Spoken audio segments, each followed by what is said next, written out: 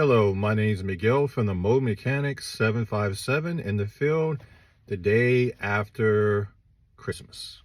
Happy holidays to everyone. We had a customer wanted us to work on their Camaro. The problem was the customer agreed to our price. We get there and then they start trying to negotiate. We're not a flea market.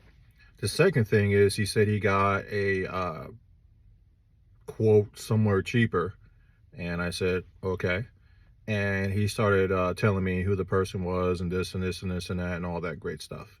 And I said, well, you can go with them and that's just the way it is. And he said, you should price match. I said, we're not Walmart. And then I started asking him questions. I said, where did you find this person? They said Craigslist. So I actually looked the business up myself. Doesn't have a business license. And the reason why I'm making this video is you get what you pay for.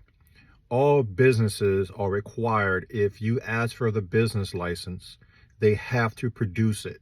Look at their uniforms. Do they have a uniform? Look at their vehicle. Do they look like they just do it part-time, whatever the case may be?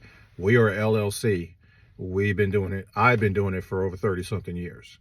So when somebody pulls up at your vehicle to fix your car, they shouldn't be running worse than yours. Number two, they should be able to produce a business license, a business card, have a website, have reviews. Let it all speak for itself. And if you're getting the cheap price, they probably are doing it on the side, or they just trying to make a dollar. We're not trying to make a dollar. We're trying to help you out and do it right the first time. And the purpose of this video is whoever pulls up at your house, ask for the business license if you're in doubt.